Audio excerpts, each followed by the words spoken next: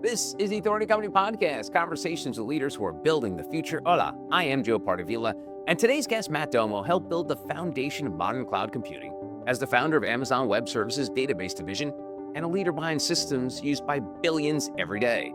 Now the author of Everybody Wins, he argues AI transformation is a leadership challenge, not a tech problem, and introduces the me experience where systems adapt to people to drive real performance.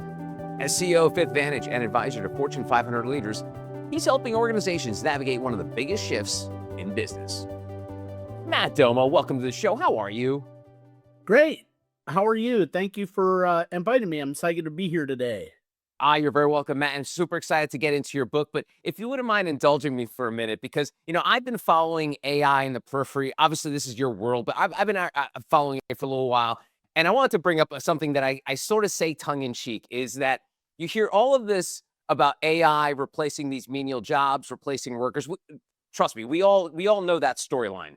But I always like to play the devil's advocate and be like, hey, how come we're not building an AI to replace CEOs? Because Okay, that may okay, happen. so why is it this discussion on the fact of replacing workers, which I get, we technological advancements, industrial age, technological age, I get it. But I've never heard one say this one thing will replace the CEO that makes $75 million a year and flies a private jet. How come we don't get any of that right now, Matt? Okay, because people aren't picking up on the signal. You asked a pretty multi-layered question there, right? Yeah. So let's unpack this a bit. First off, ignore the doom headlines. It doesn't help. It drives clicks, gets advertising, but doesn't make you better, doesn't help you inform what you need to do. So let's set this straight. Most of the discussion with AI is about tools and LLMs. Right. That's not where the battle's won. The battle's won about how the modern business runs in the age of AI. That's leadership, that's strategy, that's changing how the business is managed, strategized, and operated. Notice I didn't tell you what tool to use. Right. So, the question that I have for you there is AI is not going to replace the CEO. The person that knows how to use these as a leadership strategic asset is going to replace the CEO. And that's for every role in a business. Like, look, you can't use old methodologies to use new stuff. It just doesn't work. And so that's the signal from the noise that people need to take away. Like a lot of people ask me, and I know I'm meandering, but like Matt, it's like when people are laying off people for AI, I'm telling you, I call bullshit. They're using this because they overhired during the pandemic. Now we're moderating back to the mean, and it's an easy excuse for me to blame it on efficiency for my errors. And I know this for fact in many businesses that's what they're doing. And so look, it's to the public's detriment, right? You're causing fear. You're causing inaction. That doesn't move the needle. It doesn't make your business better. It doesn't delight your customers. It doesn't make your key stakeholders or shareholders any happier or have any more faith in your ability to lead. So why are you doing it?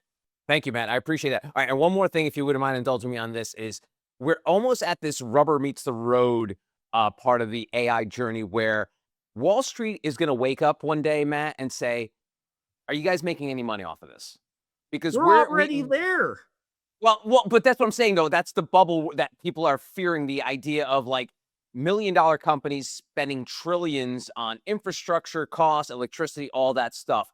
What's that going to look like when? Because I often I like to equate this to the great Netflix correction, Matt, from a few years ago. Because remember, years ago, companies were under the edict by Wall Street of like growth and subscribers, and then I often joke that Wall Street woke up one day and say, "We don't care about subscribers. Are you making any money off this?" Then all of a sudden, you started seeing all these companies slash their budgets at streaming companies because they weren't making any money.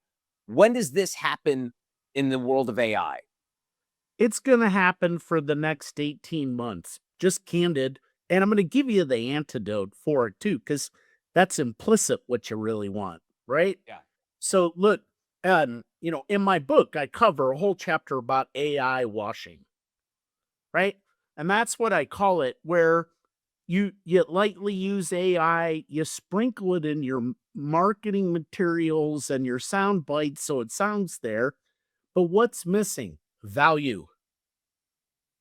What is your entire question is, when am I going to see value? I'm willing to give you faith, but you got to show me signals, like the pot of gold at the end of the rainbow. Right. You got to show me there's a there.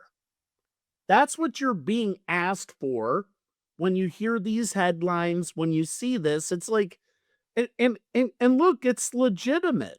Like, look backwards in the pandemic. Even the best of the best made errors, right? They overbuilt fulfillment centers because they felt the work from home trajectory changed, and it did to some degree, e-commerce, but then some of it reverted back to the mean. We have overbuilt, you know, capacity to deliver things. We overhired too, as we Right. discussed. So if you're a leader, what's the antidote? Nothing's changed. Work backwards from your customer. Understand what delights them. Understand their problems. Understand how you make it better. Make it simple, easy, frictionless at every touch point in their brand journey. These technologies enable you to do this at a scale and a price point we couldn't do before. So, what's the signal? I'm not talking about tools. I'm not talking about LLMs. I'm not talking about theory.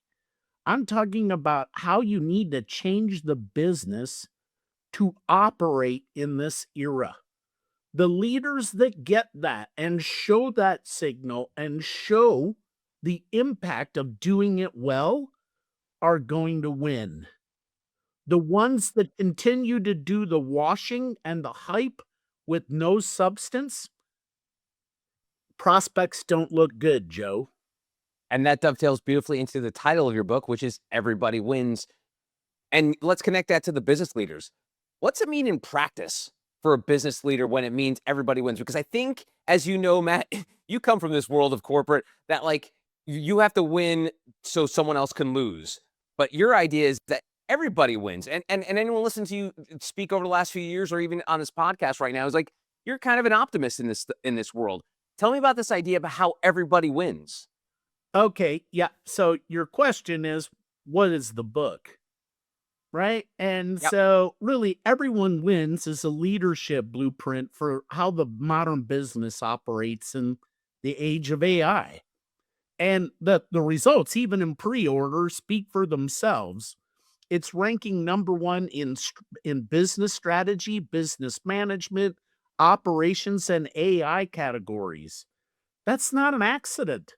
It's sitting along seminal books like Good Strategy, Bad Strategy, The Innovator's Dilemma, Playing to Win, Measure What Matters. This isn't about tools, it's about how the business runs. So, why do I call it Everyone Wins? AI doesn't transform the business, it exposes how the business needs to change and operate, right? So, and why is that? Look, we've reached the age of me. A core part of the book's premise is the me experience. For decades, we've forced onto our customers, our constituents, the internal workflow of how we build and operate and force our customers to conform. People don't want that anymore. They want you to get them what they want, where they want it, how they want it, personalized to them 24 by 7, right? And look, you can see signals. You get packages from FedEx. Now you're starting to get ETAs, right? You go to the hyper personalization. You talked about Netflix. How great is it? Netflix is the viewing experience for media. It built an operating playbook. It's not just streaming, right?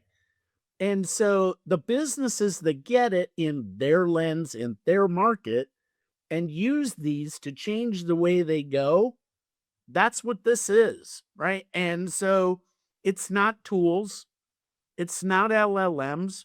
Really, if it was the LLM, you're putting that bet of your IP on your balance sheet along with every other company. That's not differentiation. That's not IP. It's your data. It's what your customers signal. It's what they want. It's how you look at the existing business and change what you need to do to delight them and offer new offerings to keep them coming back. And so that's, so you asked, why do I call it everyone wins? People focus just on the tech and customers, but look, if you operate with this model, you delight your customers, you build loyalty, and you create a data moat. You look at how employees work backwards from the employee experience. People underestimate the impact of very productive, effective, and happy employees. So to look at that experience and how it transforms, how do we make the employee experience better and kind? Right? So you do that, employees win. Happy customers, productive employees, excellent results. Leadership wins. They're making good calls, which makes their stakeholders, shareholders, investors happy. That's why I call it everyone wins. I love it. Love it. Good stuff. It's funny. You talk breaking it down so simply. It just immediately makes me think about Apple's recent sort of pivoting. And it's not really a pivot, but almost like silencing of Apple Intelligence. You remember 2 years ago, you couldn't escape an Apple Intelligence commercial and talking about how Apple Intelligence was going to revolutionize the iPhone. And then they realized no one wanted an iPhone for Apple Intelligence. They didn't care. So now you don't even hear the word Apple Intelligence everywhere because they recognize customers don't care. They just Yep, care about what's on their phone. that you're right, Joe. The moral of the story is just because you build it doesn't mean they'll come. What you just said, core part of the book is I ask about the four W's. Who are you doing this for? What makes it better? Why do they care? And where will they experience it? Your customers, your employees, your stakeholders, and then work backwards to drive that. What you've just demonstrated is even the best brands, right? Apple's one of the most renowned companies in the world, got it wrong. So that's what this book, the methodology is about, right? You can do this. And the other thing that I analyzed is like, look, leaders are smart. You get lost in the theory versus the signal. Explain it to me, like you said, break it down. And then I end every chapter with the 5 things to go do right now. And then if you really want to go deep, I give downloadable resources off the website for free that you can customize and get deep with your team to go make this happen. Does that make sense? Yeah, let's double click on a couple of the concepts in the book. Well, one is the burning platform concept. You talk about it, and why do most leaders? Well, explain what that is for the folks who haven't read the book yet. But why do most leaders wait too long to act? uh, okay. Look, there's a multi-layered thing here again, right? Well, let's talk about what's going on right now. We're not going back to the way the world operated in 2018 and 2019. That world's over. The pace of change, the capabilities that are here, and the signal of what customers market, your where you live, it's all about speed, simplicity, efficiency, make it better because we're all oversubscribed. We're all overstimulated, right? The people that get that concept will now figure out the formula, right? So if you're an executive, there's, the one lens to take is this is hard. The other lens is there's no better time to be alive than right now. Things to do are easy to get these things going. The cost of doing it's cheaper than ever before. And look at the results that are coming out from diagnoses of cancer to, the advancements in fusion where we're going to get clean, limitless energy. Really? Who would have thought that just 4 years ago? Right. So now, what does that really mean? The delta between decision and execution and speed wins. Decision to doing wins. The age of the perfect plan is over. It rusts before you implement it. So, back to this, let's face it, many executives are nothing more than chief whack-a-mole officer. I've got all the pressure to keep the business running that's got us to where we are today in whatever form. Then I have pressures for market change dynamics, the horror of the headlines you talked about. I may have happy customers, I may have angry customers, and everywhere in between. Then I've got a board that's putting pressure on, show me, improvements on the balance sheet today. Right. Where do you balance your time, Joe? Really, honestly, that's where we are. And so, you asked about the burning concept plan. Yeah. What people don't realize is the business could be burning. You don't see the signals yet because you're here. And understandably, as I laid out, but that doesn't mean you don't take the step back and understand it and take the steps to go. And so that's what the thing is, the burning platform concept. You can't kick the can down the road and then think an army of fire trucks are going to come fix it at the end. You're going to be left behind by someone more agile, more focused, and that can execute. So the time's now. So how do you carve it out as a leader? That's really it. I hope that answers your question. That's good stuff. Excellent. You mentioned customers a few times there, and in the book you talk about the me experience. What does that change about how companies experience? Talk about this me experience and this me X framework. Yeah, that's the core kind of framework and operating, playbook of the book, Okay. which is we talked about the age of me. Your customer me wants simple, easy, frictionless, hyper personalized value at every touch point of your brand, everywhere I access it. Your employees want the same experience about how they deliver that value and operate with the changes you're going to make in the business to deliver it. And leadership needs the same experience so they understand what data informs what decision and reduces that deciding to doing delta in a way that meaningfully moves the needle. Each one of those is a me, isn't it? Every one of them has a different need. And what the overall thing is, for decades, like I talked about earlier, we force the way our products or workflows or things, the way we built the systems and software to force the people around it to work that way. People don't want that anymore. And it's proven in many cases it doesn't add value. They want it the way they roll. Your leaders, your customers, your employees. And this is about using AI, data, systems, decisions, the way the business operates to satisfy the needs of those me's and not force them to conform to the way we want them to do it. Does it make sense? And it's Love. proven and it's popping up everywhere from Google Maps to we talked about FedEx and UPS and you get it from DoorDash. We're just at the beginning. And those people that it's a catalyst moment.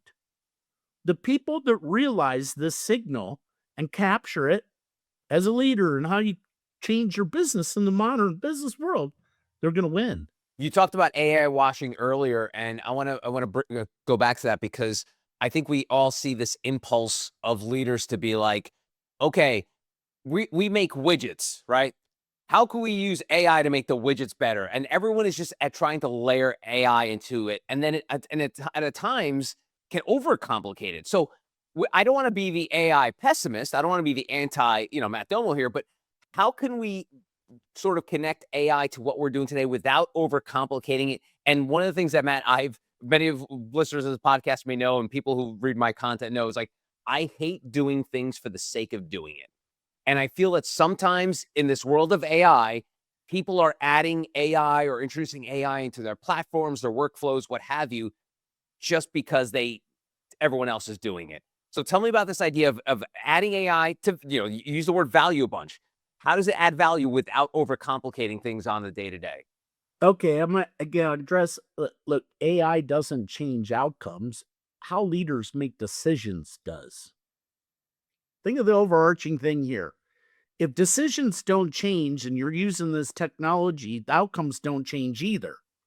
If the business doesn't operate different, new models, updating models, and using AI and data and intelligent technology as an enabler, it just adds activity and noise. That's what you just said. I'm doing activity. I got to show I'm doing something, but am I delivering value to the me's? That's your answer. That's the shift most leaders are missing. And what you've described is the exact stage of every AI, every technology shift we've seen in the past. You move from hype to FOMO to what really adds value, which you asked from the outset. When are you going to show me? When are you going to show me some results? And everything I just said leads you to the path to success. Yeah, it's funny that you mentioned that because again, you always spark like memories in my head. Like, remember when everything had to be an app years ago, and you're like, There's an why app is for that. yeah, why does there have to be an app for that? There's no need. That app is irrelevant. So this idea of just doing it just because everyone else is doing it. I mean, also, there are certain things that everyone should have. Like, everyone should have a website. Someone should have, social media somewhere. But like, there's certain things that you should probably question. Like, do I really need that? You hit a seminal point, Joe. Most of the messaging and everything is focused on tools. It's focused on methodologies. That's not what we're saying of what got you here, what isn't going to take you there. Right? So that's this thing. It's about leadership, it's about decision making and the new operating models that delight the me's and propel your business forward. That's not a tools, that's not a how conversation, it's a leadership conversation. And, again, that's why my book is setting in at the top of the categories it's talking about. It's there. The market is signaling that's what we need. And that's where we are. That's awesome. That's great stuff. All right, let's finish up on a couple leadership points here. So, how can leaders build a culture where experimentation is encouraged? Because we talk about all these tools and things that leaders throw at people, but a lot of times the best ideas come from the people on the ground, the people who are actually working with these tools and experiencing it. How do leaders encourage that, but also like keep people's eye on the prize? Like, hey, I want you to do your job. I want you to be fulfilled, but I also want you to take risks and try new things. You reward learning. It's not a test. We're not pass fail here. The outcome is clear, right? A lot of people think innovation is the new shiny thing. There's business innovation, new models, transforming existing models, how we work, the future of work. That's innovation too. And then the ways in which your employees work and leadership makes decision, all that's innovation, isn't it? All of those areas need to change moving forward. We've discussed that throughout this. So now, how do you change experimentation? The value is the learning. When you experiment, what did you learn? How does it impact the me's or not? What's equally important is what not to do, right? There's a myriad of things to do.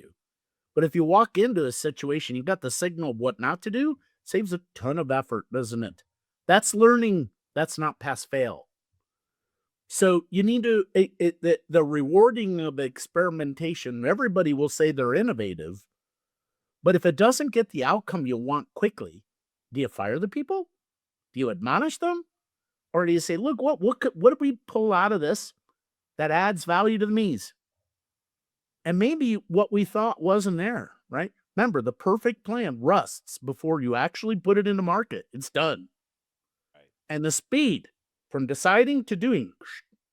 So how do you do that? Through experimentation and moving quickly and looking at the data and looking at the outcomes and understand, how do I delight the me's? How do I drive the business outcomes? And what are the ways that we can do this that ensures we create durable value? That's the answer.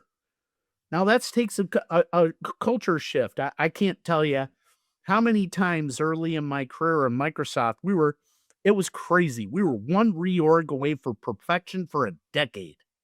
Right? And I can't tell you how many times I get the memo, especially as got into senior leadership. Well, this person's going to go spend time with family.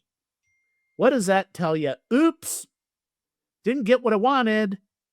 So was it experimentation or innovation? And maybe they made some colossal screw ups. They did, and some did. Not gonna lie, saw it on Amazon too. Um, but what did you learn? What made it different? How do we delight the me's? What's the impact? What not to do? Maybe the idea is great, but how we implemented it was probably not the best choice. Windows Mobile. So, do you see? Yeah. Yeah. All right. So, lastly, you mentioned family, but you mentioned family with a little bit of a wink of the eye. But you dedicate your book to your family, to your sons, Aiden and Maddox. Tell me why it was important to dedicate a book about AI to your family. Well, I dedicated it to my sons and the memory of my mother, and I see a lot of opportunity and wasted energy. I see a lot of businesses out there that if they had the right methodologies and tools, they're talented people, but spinning their wheels. Think about everything we discussed today, FOMO and this and that, and I'm kind of spinning my wheels and I'm not moving the needle.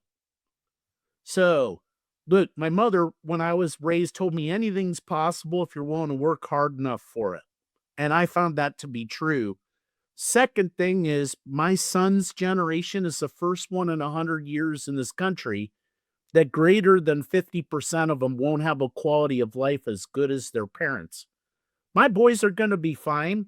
I can't sit here and watch while everybody else's kids aren't, and I won't. And I won't. And see, it is sitting there. How do you build prosperity? You help people be successful. Businesses that are successful don't lay off people and cover it with AI. They create jobs, they create opportunity, they create prosperity. You teach people how to move forward and fish, you make them more productive, you create more opportunity. That's why I'm doing this. And I want my sons to move forward without fear. There is everything you read right now is fear to the detriment, honestly. And so look at, and why is that fear?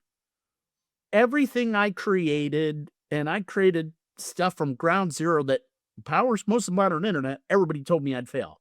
Everyone, similar thing. And why is that? When you create the paradigm shift, people don't understand it. So they correlate it to what they do. So when you correlate it to how things work today, and leaders use that as the lens, you put the limitations and things that are there on it and don't recognize the shifts that actually happen. You have to conform to all the flaws in whatever's there, and leaders don't recognize it. Move forward without fear. You follow this playbook and you can develop your mission possible. It's why I did it. There is a mission possible. You talked about the fear, we talked about the inaction. You can have your mission possible, and if you do it right, everybody wins. And so what's the meta thing? You don't like the calculus, you change the game. That is the answer. Simple. I don't like the calculus with seeing people I respect, businesses I invest in, people around spinning their wheels. And I don't like the prospects of what I see with this generation, and they are our future. So what are we doing? That's why I'm doing it. And it's not just for my kids, it's for all of a society. A more productive society where people benefit, everybody wins. And I do this with my book, I do it with my keynotes, universities ask. 60% of this country is employed by 10-person businesses or less. Yet we hang every sandbag on the gondola so that the balloon doesn't rise. Why? It's even worse outside our country. Why? If that's the statistic, we need to juice it. And then finally, I do a lot of volunteering and things, like I'm helping the Space Wars Association to create the space defense ecosystem, and I won't take a dime. Nothing. Why? Because it's our future. Safety, prosperous, growth. And it's my honor and my pleasure to do that. That's why I'm doing this. Here's Matt Domo, the name of the book, Everybody Wins, the Business Leader's Mission Possible Guide to AI Success. Matt, thanks so much for the time. I really appreciate it. Hey, thanks, Joe. I really enjoyed it, and I hope you have a great day, and thank you again for the opportunity. And that's going to do it for this episode. If you want to find out more information about Matt and our other amazing authors, go to theauthoritycompany.com.